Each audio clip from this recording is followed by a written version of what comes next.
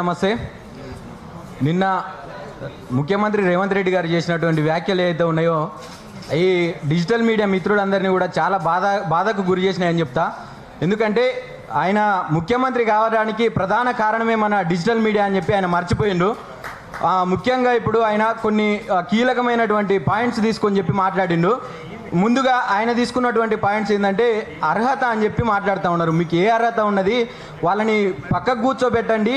Satellite media వాళ్ళందరూ కూడా ఒక పక్కకు కూర్చొని సోషల్ మీడియాకు సంబంధించినటువంటి వాళ్ళని మీ దగ్గర కూర్చోబెట్టకండి అని చెప్పి ఒక విభజించు పాలించు అనే రీతిలో ఆయన పరిపాలిస్తూ ఉన్నాడు. గతంలో బ్రిటిష్ వాళ్ళ దగ్గర నుంచి చూసినాం ఇదే పాలన, మళ్ళీ ఇప్పుడు రేవంత్ రెడ్డి దగ్గర నుంచే చూస్తూ ఉన్నాం. మరి ఆయన చేసినటువంటి వ్యాఖ్యలు ఏదైతే ఉన్నాయో అవి పూర్తిగా ఆయనకే నిజంగా సొంతం అని చెప్పి చెప్తా. ఎందుకంటే ఆయన ఏ రకమైనటువంటి పాలన అందిస్తూ ఉన్నాడు ప్రజలకు అని, నిరంతరం ప్రజలకు ప్రభుత్వానికి మధ్య వారధిగా పనిచేస్తూ ఉన్నది డిజిటల్ మీడియా మాత్రమే. ఆయన చేసేటటువంటి పనులన్నిటినీ కేవలం నిరంతరం ప్రశ్నిస్తూ ప్రజల సమస్యలని గట్టిగా చూపెడుతున్న వేదిక ఏదైనా ఉందంటే అది ఖచ్చితంగా డిజిటల్ మీడియా ప్లాట్ఫామ్ అని చెప్తాను.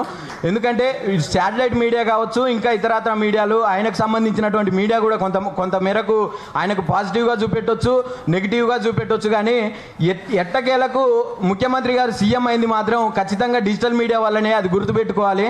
నిజంగా మరి ఒకవేళ ఆయన అన్నట్టుగా అర్హత గురించి మాట్లాడితే ఇక డిజిటల్ మీడియాకు సంబంధించినటువంటి జర్నలిస్టులు ఎవరైతే ఉన్నారో వారికి కొన్ని అర్హతలు ఉన్నాయి. నిజంగా ప్రశ్నించేటటువంటి ధైర్యం ఉన్నది, ప్రభుత్వాన్ని నిక్కచ్చిగా నిలదీసేటటువంటి ధైర్యం ఉన్నది. మరి మీరు ముఖ్యమంత్రి కావడానికి ఏ ధైర్యం ఉన్నది, ఏ అర్హత ఉన్నది అని చెప్పి నేను ఇక్కడి నుంచి ప్రశ్నిస్తూ ఉన్నాను.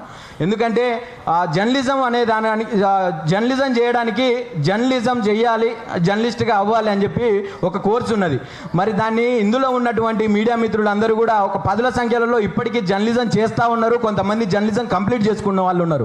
మరి ముఖ్యమంత్రి కావడానికి పొలిటికల్ సైన్స్లో ఎలాంటి డిగ్రీ చేసిర్రా, పీజీ చేసిర్రా, ఇంకేం చేసిర్రా అనేది కూడా ఆయన ఖచ్చితంగా చెప్పాల్సినటువంటి అవసరం ఉన్నది.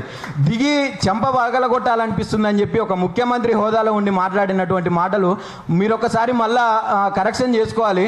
ఎందుకంటే మీకు ఏం బాధ పెట్టిరు, మీరు ఒకవేళ నిజంగా ప్రజల పట్ల చిత్తశుద్ధితో పనిచేస్తే మీకు ముందలున్నటువంటి వాళ్ళని చూసి మేము నీ చంపగలగొట్ట బుద్ధి అవుతుంది అని చెప్పి అనే మాటలకు రావు కదా. ఎందుకంటే నువ్వు ఖచ్చితంగా ప్రజలకు అనుగుణంగా పనిచేసి ప్రజలకు అన్నీ అందిస్తూ ఉంటే జర్నలిస్టులు అనేవాళ్ళు ఎవరు కూడా నిన్ను క్వశ్చన్ చేయరు, అంటే వేరే రకంగా మాట్లాడరు. ఇప్పుడు ప్రజలు ఏదో తిట్టిరు చేసిరు అంటే అది ప్రజలు తిడతారు, కానీ జర్నలిస్టులు ఎవరు కూడా తిట్టలేరు కూడా. ఎందుకంటే మాకు ఒక ఎథిక్స్ ఉన్నాయి, మాకు కొన్ని ఒక గౌరవము మర్యాద మీరంటే అన్నీ ఉన్నాయి మాకు.